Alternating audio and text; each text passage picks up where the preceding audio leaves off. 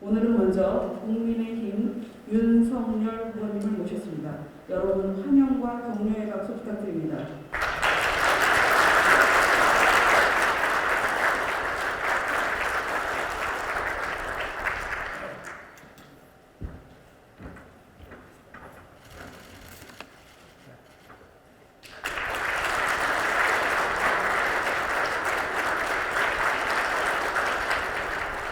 여러분께 양해의 말씀드리겠습니다. 후보님 메시지 정확히 전달을 위해서 마스크는 빼고 그렇게 진행하도록 하겠습니다.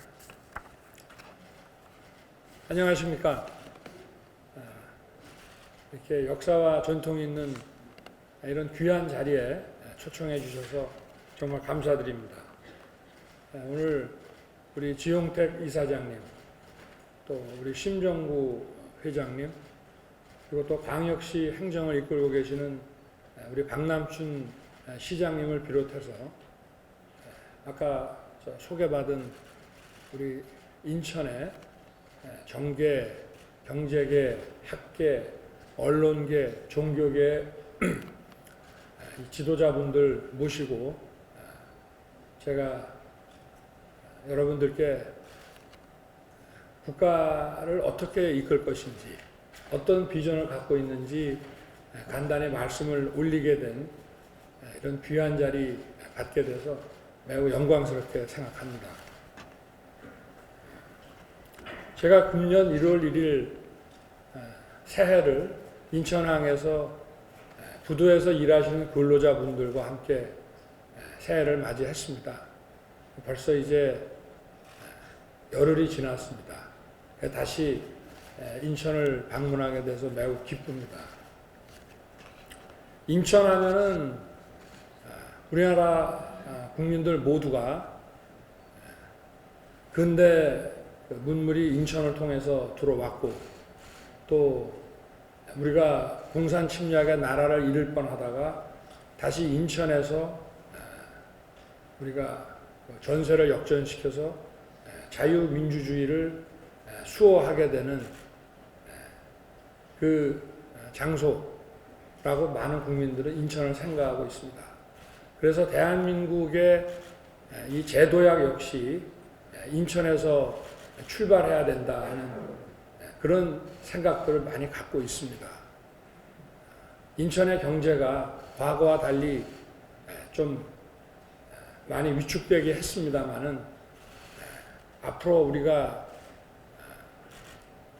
극복해야 될 이 경제 위기, 또 저희가 새롭게 맞게 되는 이 4차 산업혁명의 이런 거대한 물결, 이런 것들이 우리 인천에서 새로운 도약의 출발이 될 수 있다고 저는 확신합니다.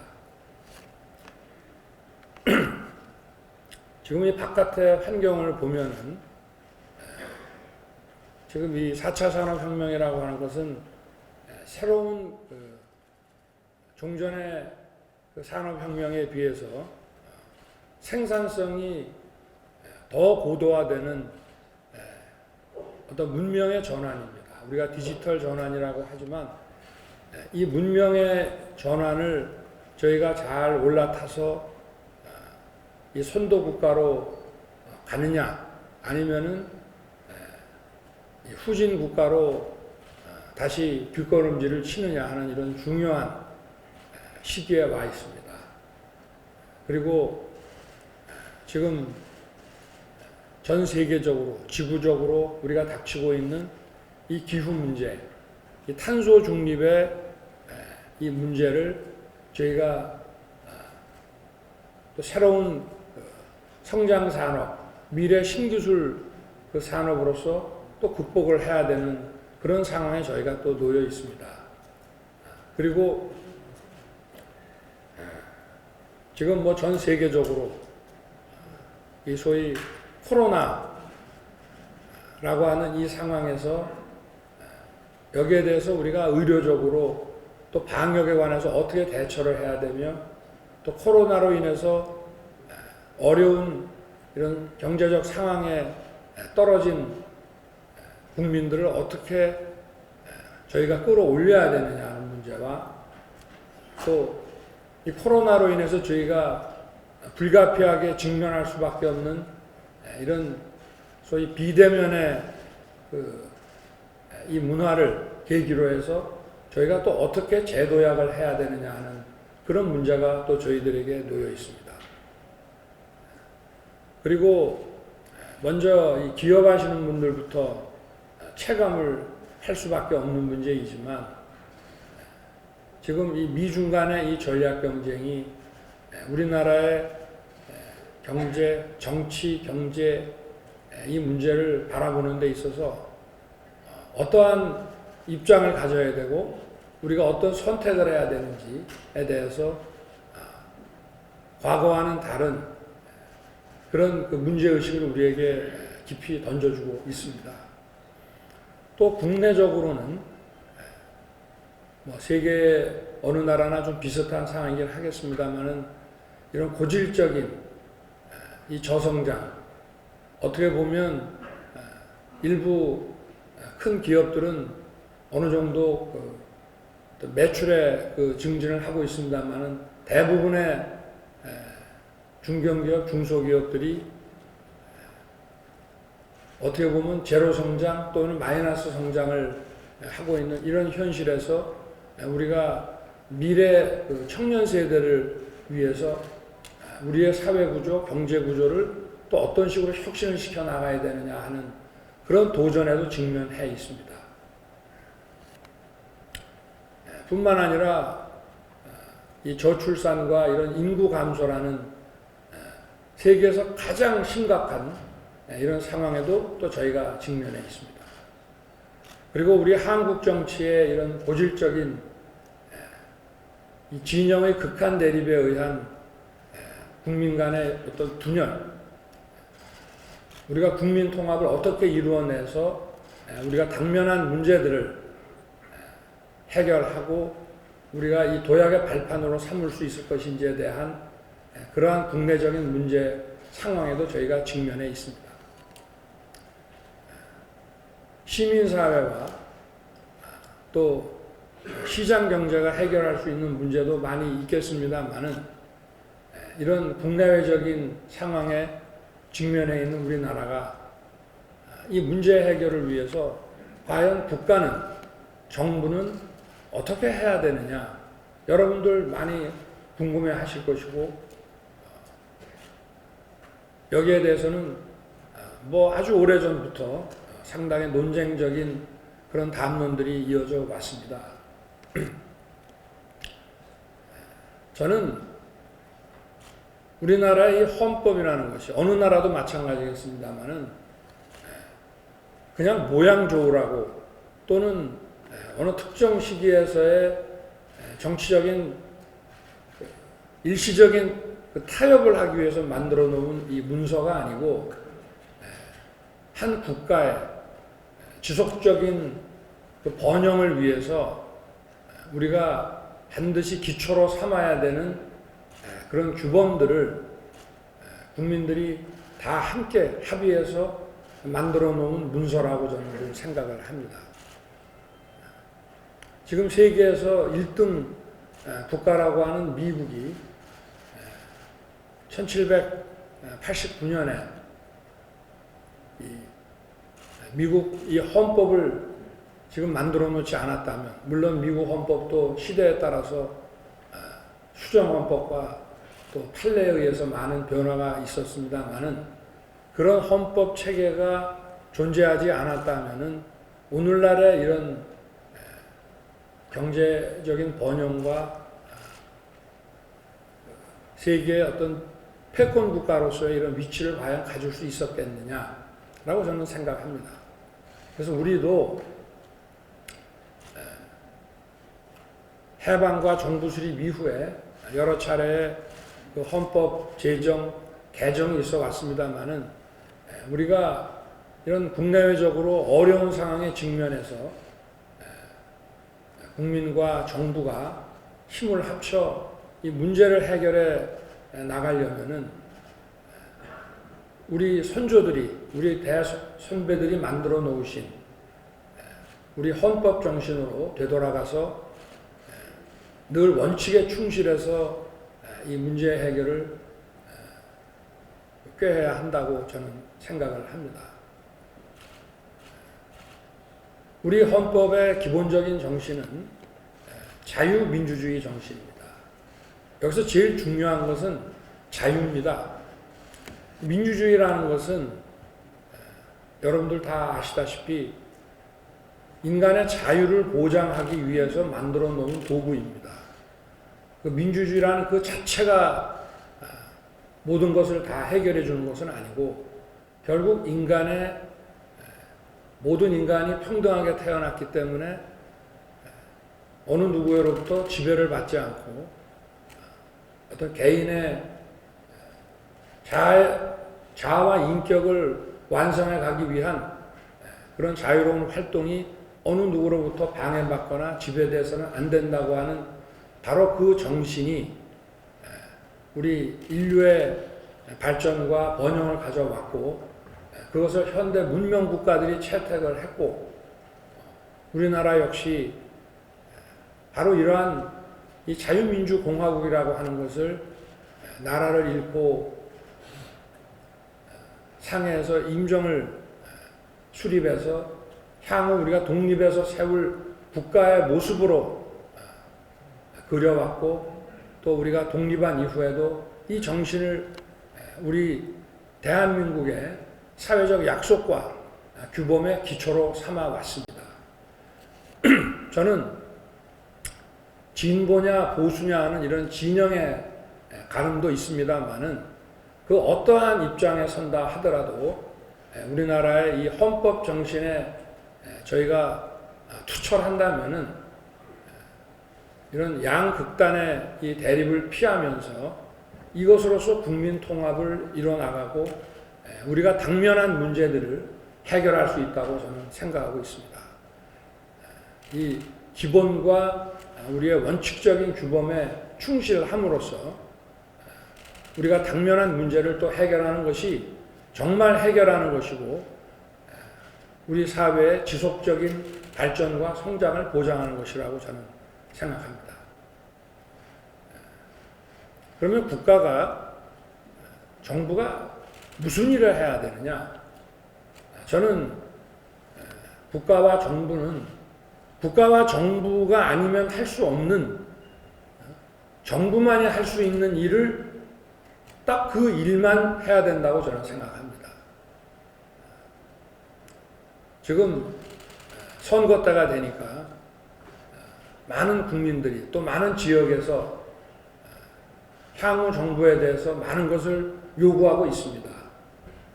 물론 평상시에는 요구하기 어려운 문제들을 많이 또 어떤 민심의 이런 요구들이 많이 분출하고 있고 그런 것을 선거 과정에서 충분히 감안해야 된다고 생각합니다.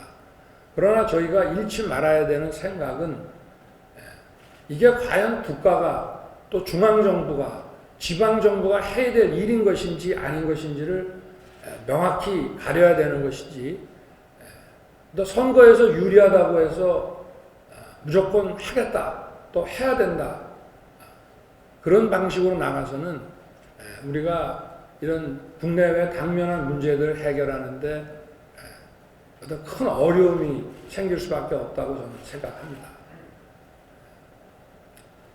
저는 지금 과거에 우리나라가 자원도 부족하고 자본 축적도 안 돼 있던 시기에 그 시기에 정부가 경제 성장의 패러다임을 설정하고 이끌어 가야 되고 부족한 이 사회적 자본들을 어느 부분에 배치해서 우리 성장을 이끌어 나가야 되는지 정부가 판단하고 금융자원도 정부가 배분하고 하는 그런 역할이 그 시대에는 정부 아니면 할 수 없는 그러한 일로서 합당한 결정이었다고 저는 생각합니다. 그러나 우리 사회가 이제 어마어마하게 발전을 했고 민간 부분이 이제 정부를 우월하게 앞선 지가 한참이 됐습니다. 그럼에도 불구하고 우리가 가지고 있는 행정제도, 정치제도는 과거의 국가 주도, 정부 주도의 그 기억에서 아직 벗어나지 못하고 있습니다. 정부가 해야 될 가장 첫 번째 일은 소위 민간 부분, 시장에 있어서 공정하게 경쟁할 수 있는 그 틀을 만들어서 그 시스템을 운영하고 유지하고 관리해주는 일이 가장 중요하다고 저는 생각합니다. 저희가 지금 뭐 많은 후보들이 다 공정이라고 하는 것을 다 부르짖습니다. 근데 이 공정이라는 게 과연 어떤 것이냐. 물론 국민들이 정서적으로 다 공감하는 그런 기준들이 공정의 기준이 되겠습니다. 그러나 이거는 또 정부가 해야 되는 그 일과 그걸 어떻게 해야 되는지에 대한 그 기준과 방향을 정해주는 것이라고 저는 생각합니다.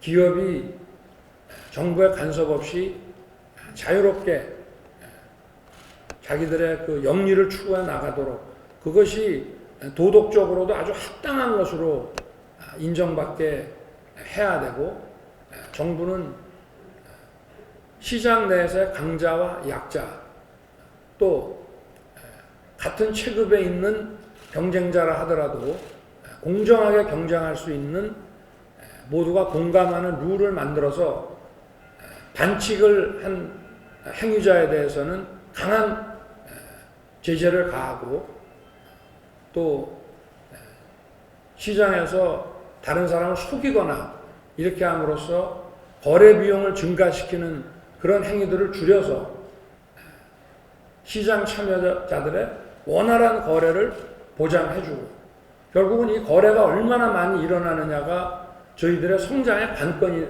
된다고 저는 봅니다. 그리고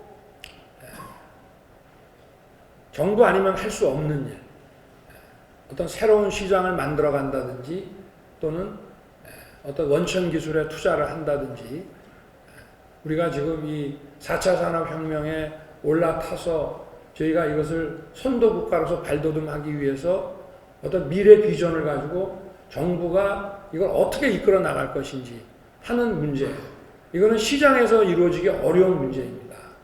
정부는 이런 일에 주력을 하고, 시장은 공정하고 반칙 행위자를 아주 엄단하는 이런 시스템으로서 시장 참여자들이 시장을 믿고 또 거래 상대방에 대해서 파악을 하는데 정보 비용이 들지 않아야만 거래가 원활해지고 경제 발전의 원동력이 된다고 저는 보고 있습니다.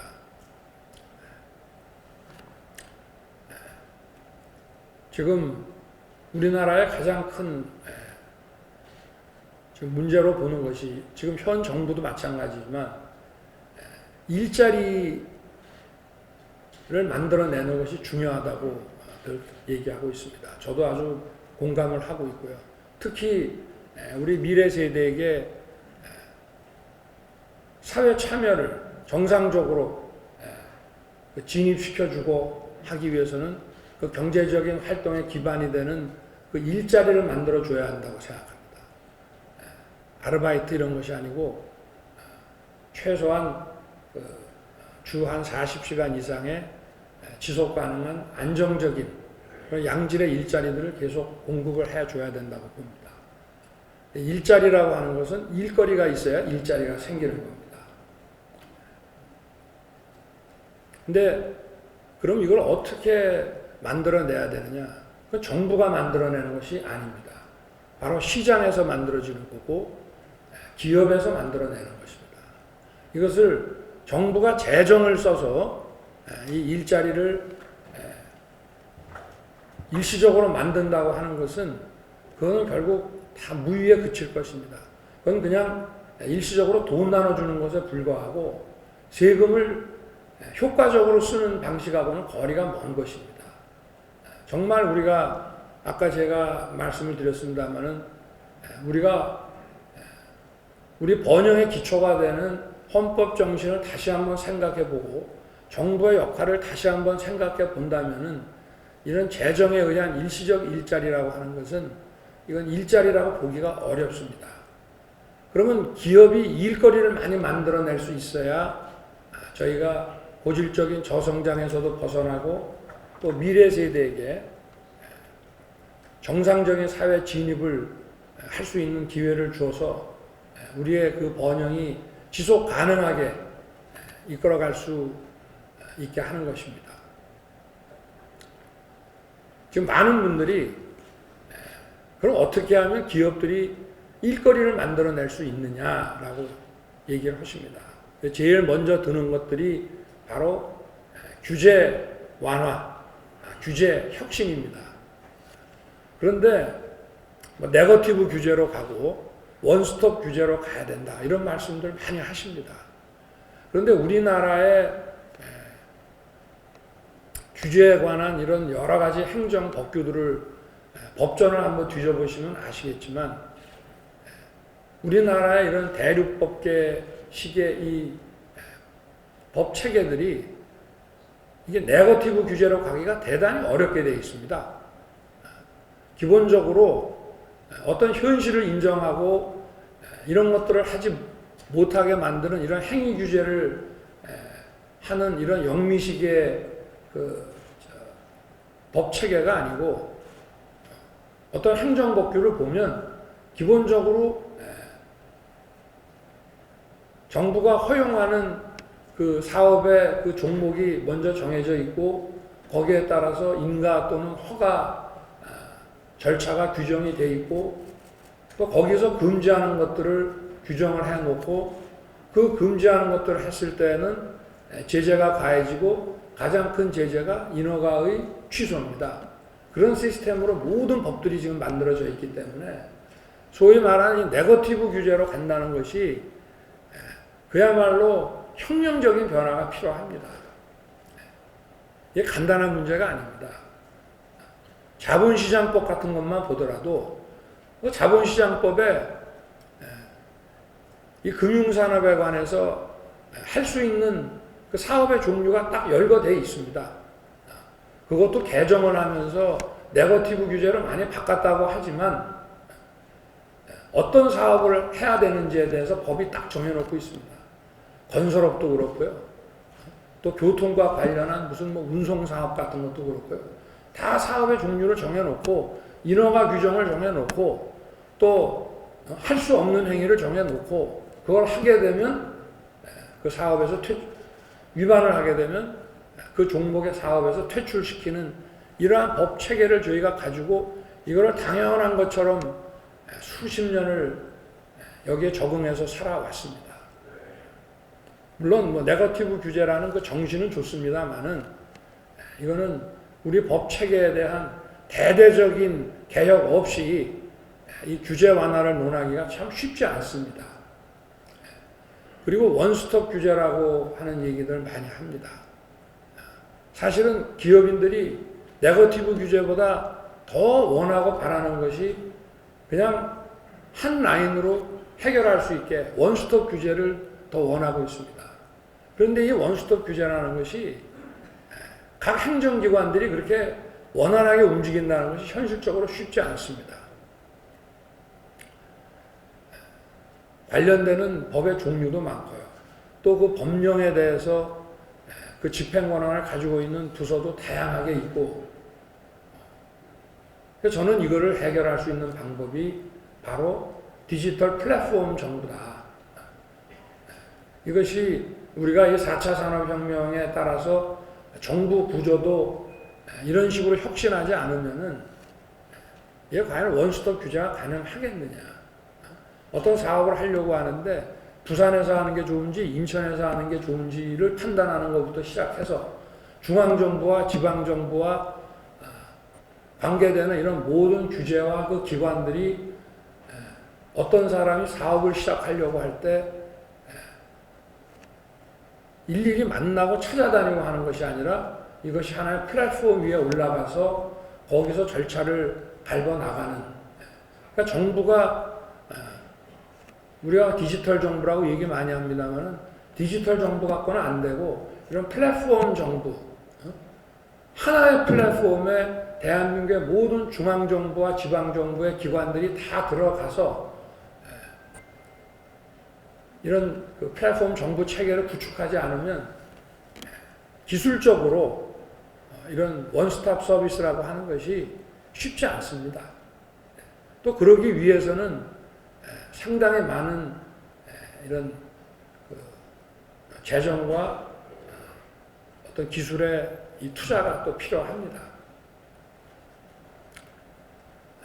다시 좀 아까 말씀드린 것을 좀 계속해서 하자면은 기업이 일자리를 만들어 나가는데 대기업은 국제 그 글로벌 시장에서 글로벌 수출 시장에서 치열하게 또 경쟁을 해서 그 경쟁에서 살아남고 성장해 가는 우리 초대형 기업들에게는 해당이 안 되는 문제일 수 있겠습니다만은 결국은 기업이 성장을 해 나가는데 제일 중요한 거는 저는 기술이라고 생각합니다.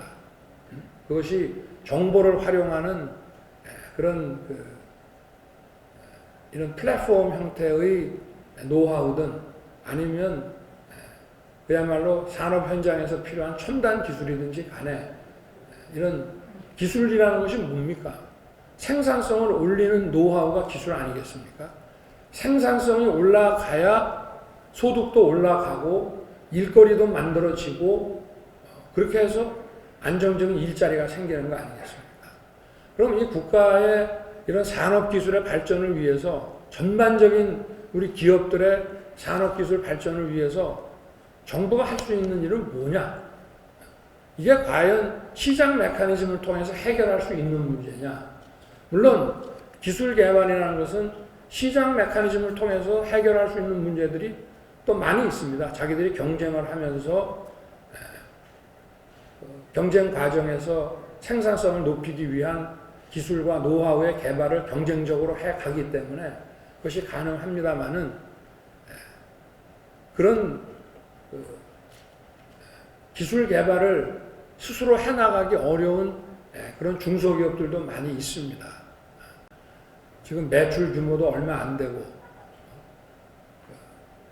좀 알뜰한 기술은 가지고 있습니다만은 이거 국제 시장에서 또 우리 국내 시장에서 경쟁을 해 나가는데 필요한 정도의 아직 기술까지 이루지 못한 경우에 이것이 만약에 장래성 있고 전망이 있다고 한다면은 국가가 이걸 도와주는 게 맞습니다.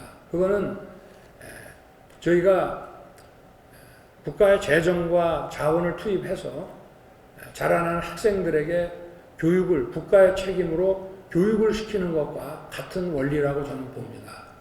그러면 이 국가가 이것을 이 중소기업을 위한 이 기술 개발 지원을 어떻게 해줄 것이냐? 그 방법이 또 중요합니다. 거기에서 우리는 다시 우리의 자유민주주의 헌법 정신으로 돌아가야 될 필요가 있습니다. 어떤 기업들을 국가가 스스로 판단해서 또 어떤 종류를 스스로 판단해서 정부가 그 기업에다가 돈을 주고 특정 기업과 특정 산업을 막 육성해 나가는 이런 방식은 과거에는 그것이 정당화될 수 있지만 지금은 이게 우리 헌법 정신에 맞지 않는다고 저는 봅니다. 방식으로 해야 되고 시스템을 통해서 해결을 해야 되고 또 기술 개발이 민간에 의해서 주도될 수 있도록 정부가 뒤에서 도와주는 방식으로 가는 것이 저는 맞다고 생각합니다. 그래서 우리 지금 GDP의 약 5% 정도가 기업과 민간과 우리 정부에서 지금 쓰고 있는 R&D 비용인데 이것을 쓰는 방식을 저희가 다시 한번 이걸 바꿔서 어떻게 쓰는 것이 효율적이고 어떻게 쓰는 것이 우리 헌법 정신과 우리 그 지속 가능한 성장에 도움이 되고 맞는 것인지를 저희가 한번 다시 심각하게 재고해야 될 상황에 온 것으로 저는 진단하고 있습니다.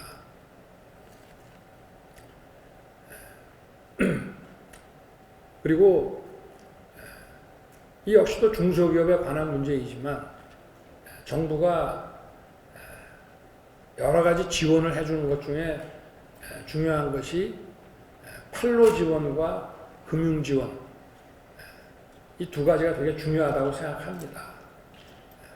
기술은 있고 물건은 만들어낼 수가 있는데 이걸 세계 시장에서 어떻게 접근을 해서 영업을 해야 되는지에 대해서 그 조그마한 중소기업에게 그걸 스스로 판단해서 스스로 뚫어서 가라고 하는 것은 대단히 어려운 문제입니다. 세계 각국의 다양한 또 이 언어, 시장에 따라서는 영어권이 아닌 나라들도 많이 있는데 제가 어느 중소기업을 방문했더니 자기들은 프랑스 불어권에다가 주로 수출을 해야 되는데 정말 영업 능력도 갖추면서 불어를 능통하게 하는 사람 구하기가 정말 어려운 것이 영업의 가장 큰 애로라고 하는 얘기를 들은 기억이 있습니다. 그렇기 때문에 지금도 정부가 코트라를 통해서 이런 판로 지원들을 하고 있습니다만은 여기에 대해서 보다 용의주도하게 이런 판로 지원을 해야 되고 그리고 금융 지원이 이제 대단히 중요한 문제이고 기업이라고 하는 것은 결국은 사람에게 있어서는 이제 소위 혈액, 피와 같은 것이 이제 자금인데 스타트업 기업들이 성장해 나가는 과정에서 여러 차례의 데스밸리를 거쳐가면서 생존을 해야 이제 강소기업이나 중견기업으로 성장을 할 수 있다고들 합니다. 그런데 이 금융지원이라고 하는 것 역시 정부가 어떤 기금을 딱 장악을 해가지고 특정 기업에다가 자금을 배분하는 식의 그런 지원은 굉장히 위험합니다. 그러면 결국 이것도 최대한 시장 메커니즘을 활용을 하고 그게 도저히 안 되는 경우에만 정부가 직접 나서야 되는데 그러기 위해서는 소위 금융투자업에 대한 규제를 많이 좀 풀어줘야 됩니다. 하이리스크, 하이리턴을 할 수 있는 이런 금융 규제의 혁신이 또 필요합니다.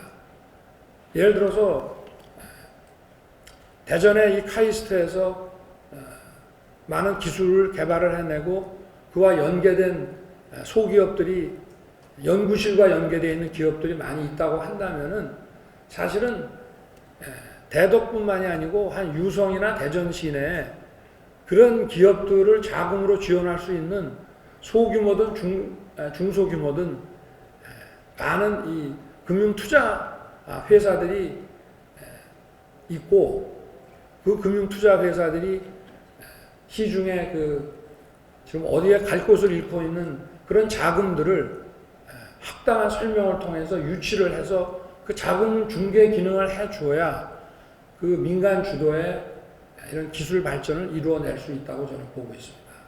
근데 이런 부분들을 다 정부의 역할이라고 생각을 한다면은 참 큰 오산이 아닌가 그래 보고 있고요.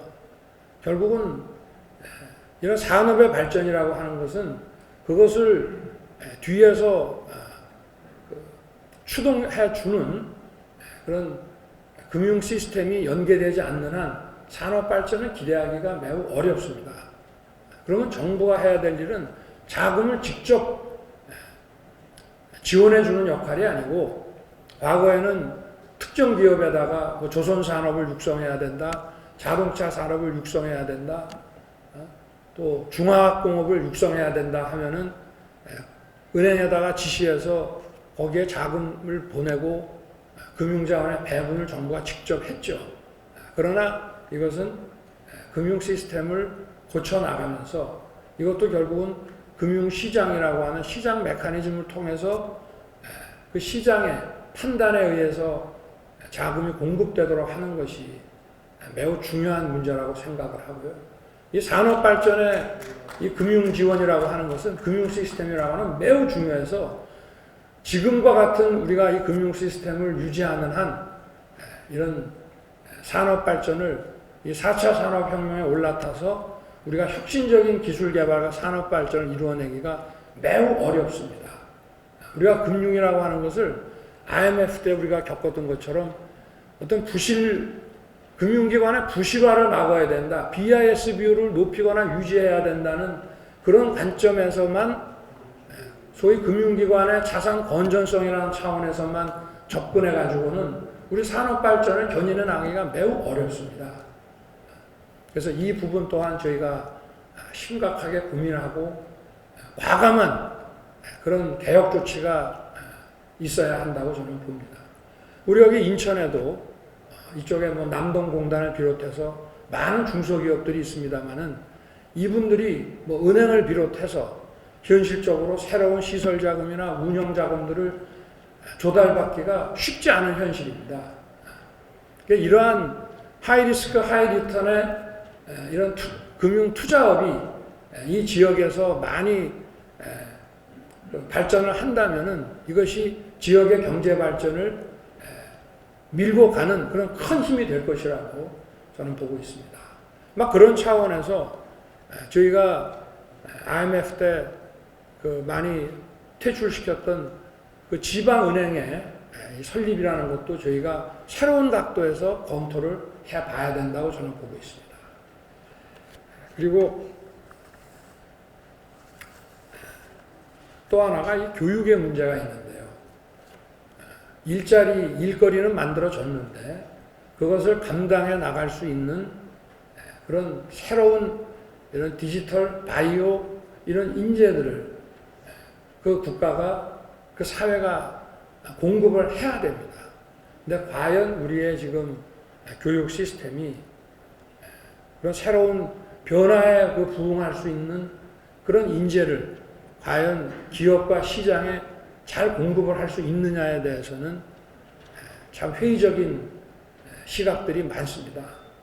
지금 법 뽑히는 순서대로 지방대가 지금 소멸해 가고 있다는 얘기도 있고 또 언젠가는 이게 수도권 대학에도 들이닥칠 것이라는 얘기도 있습니다. 소위 말하는 이 대학의 경쟁력이라고 하는 것이 문제가 되는데요. 물론 이제 대학에 계신 분들은 이런 말씀을 많이 하십니다. 투자를 더 해달라. 지금 소위 서울대학 하면 서울대학의 학생 1인당 그 정부에서 투자하는 금액하고 또 지방에 있는 국립대학하고 비교를 해보면 2대1, 3대1의 차이가 있다. 그러니까 우리도 그 정도 투자를 해주면은 지방대도 육성할 수가 있다. 저도 그 말이 틀린 말은 아니라고 생각합니다. 그러나 더 근본적으로 저희가 이 교육 시스템에 대해서 다시 한번 이대로는 놔둘 수 없는 거 아니냐 하는 이거는 단순한 이 교육의 문제, 교육 기회의 형평성의 문제를 떠나서 우리 한국 사회가 도약을 할 것이냐 아니면 후진국으로 떨어질 것이냐 하는 것을 결정지우는 매우 중요한 문제입니다. 교육이라는 것이 바로 우리의 미래와 직결되는 문제이기 때문에 그렇습니다. 지금 이 코로나로 인해서 대부분의 학교들이 이 비대면으로 또 학생들도 여러 가지 활동들을 이런 온라인과 메타버스를 통해서 하고 있습니다. 그래서 과거에 우리가 캠퍼스에서 보기 어려운 이런 새로운 이런 그 환경들이 발견이 됩니다.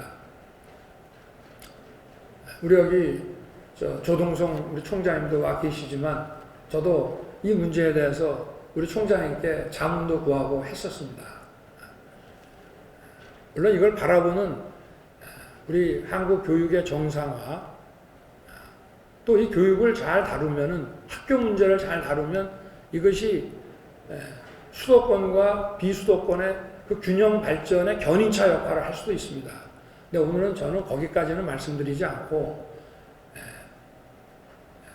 우리나라가 그야말로 첨단 기술과 이 4차 산업혁명을 저희가 선도적으로 수행하기 위해서 우리 인재 공급에 이 결국 일자리라고 하는 것은 수요와 공급인데 수요라고 하는 것은 기업에서 만들어지는 것이지만 공급은 결국은 이게 학교가 가장 주가 되는 거 아니겠습니까?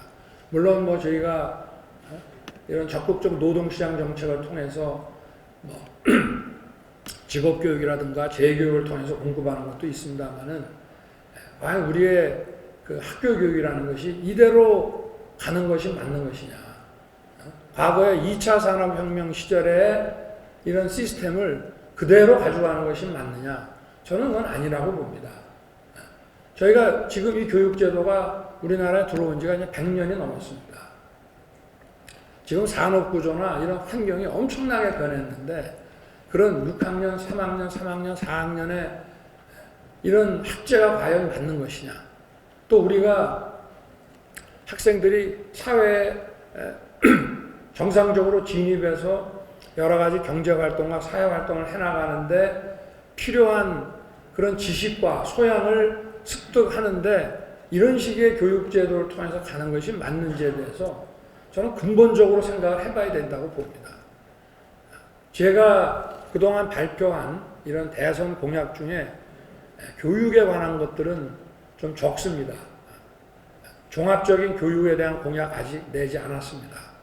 그러나 한 가지 분명한 것은 제가 차기 정부를 맡게 된다면은 그 차기 정부 5년 동안은 향후 50년, 100년을 대비한 대대적인 교육개혁의 청사진은 반드시 만들어 놓고 퇴임할 생각입니다.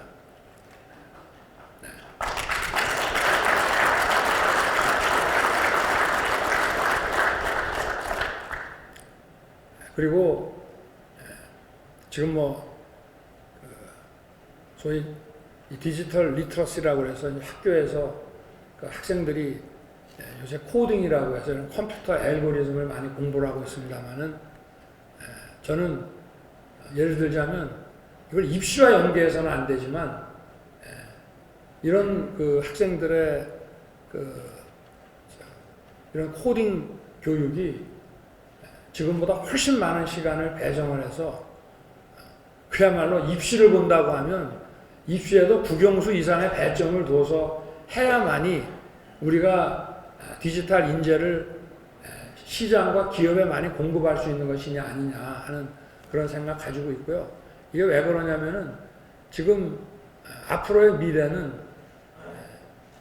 지금 앞서 나간 그 선배들이 습득한 지식을 얼마나 많이 우리가 빠른 시간 내에 배워서 따라가는 것이 중요한 것이 아니라 우리 각자에게 또 자기가 속한 커뮤니티에 또 우리 사회에 우리 국가에 또 전 세계에 던져지는 이런 많은 문제들을 지금 온라인에 바다와 같이 널려있는 이런 정보들을 어떻게 끄집어내서 문제 해결에 사용할 수 있느냐 하는 소위 이런 사용 방법에 관한 그런 노하우가 지금 지식 그 자체보다 더 중요한 세상이 됐습니다.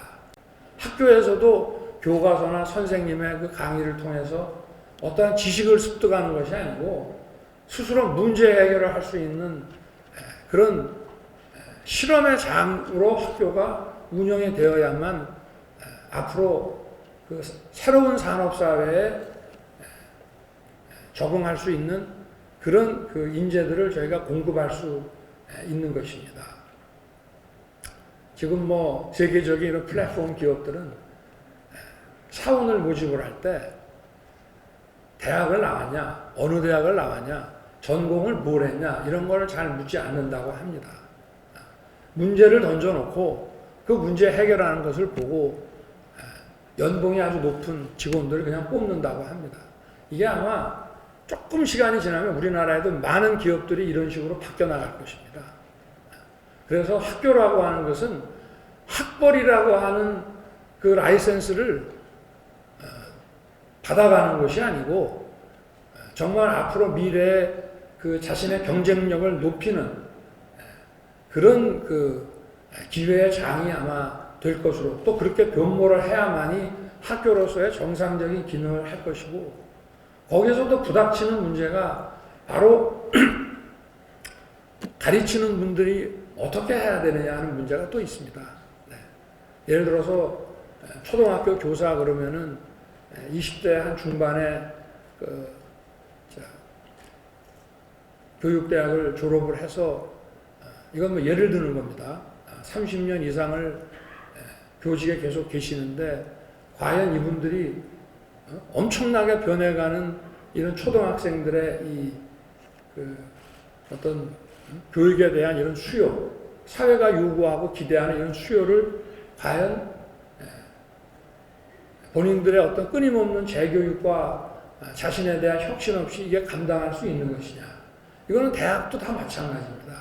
그럼 이걸 어떤 식으로 가야 되는지에 대해서도 앞으로 우리 교육이라고 하는 것이 교육의 수요자에 대한 것만이 아니라 소위 그 교육을 공급하는 이런 부분에 대해서도 어떤 식으로 이걸 바꿔나가야 되는지에 대해서 정말 차기 정부 5년간은 저희가 치열하게 논쟁도 하고 또 국민적인 합의를 거쳐서 저희가 앞으로 향후 과거에는 100년 대계라고 했습니다만은 사회가 워낙 빠르게 변하기 때문에 앞으로 한 30년에서 50년 정도의 그 미래를 보고 저희가 교육 시스템을 완전히 바꿔놓지 않으면은 이런 국가적 경쟁력을 유지하기가 어렵고 지금 선진국에서는 많은 변화가 실제 일어나고 있습니다.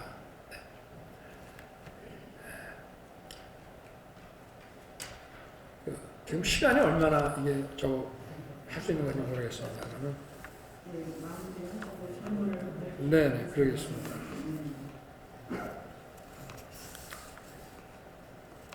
제가 이런 연관된 자리에서 좀 드릴 말씀을 많이 뭐를 했는데 얘기를 좀 말씀을 드리다 보니까 다 하지 못한 부분도 있습니다만은 제가 지금 말씀드린 것은 정부가 어떤 역할을 해야 되고 일을 어떤 방식으로 해야 되는지에 대한 그런 기본적인 이제 제가 가지고 있는 생각 그리고 우리 사회가 어떤 식으로 나아가야 되는지에 대한 어떤 방향과 뭐 비전이라 할까 하는 것들을 이제 말씀을 올렸습니다.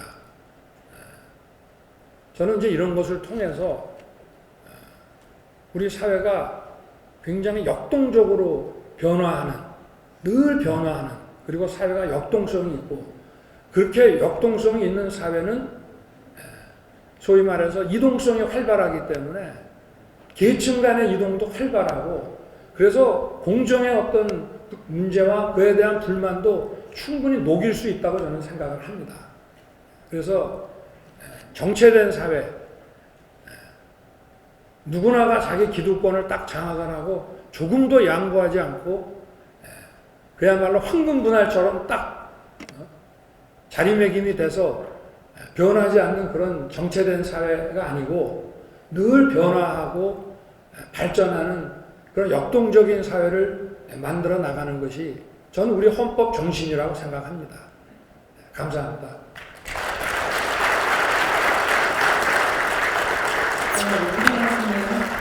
좋은 말씀을 주신 분께 감사드립니다.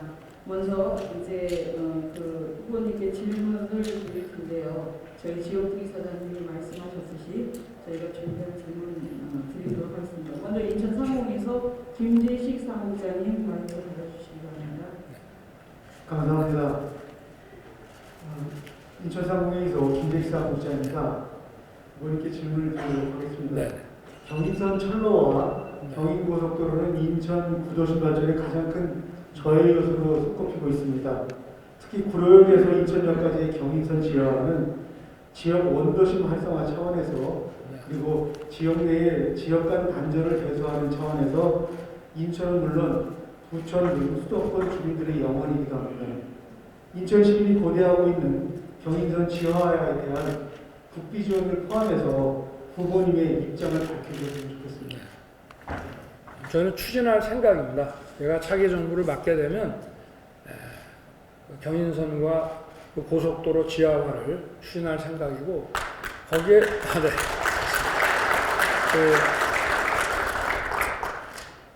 약 한 7조에서 10조 정도의 비용이 추계가 되는데요. 그걸 지화하고 그 지상에 어떤 시설들을 이제 구축을 해서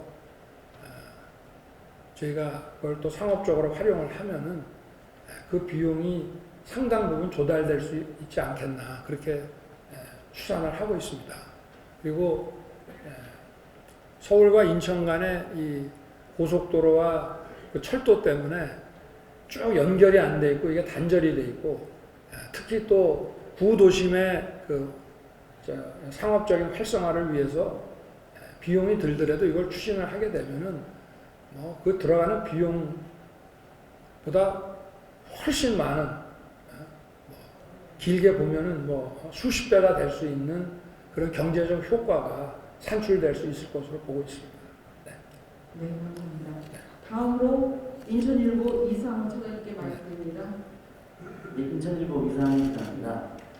인천은 30년 넘게 수도권 주민의 생활 쓰레기를 처리하는 등 서울의 배후 도시로서 그동안 수많은 피해를 당해야 했습니다.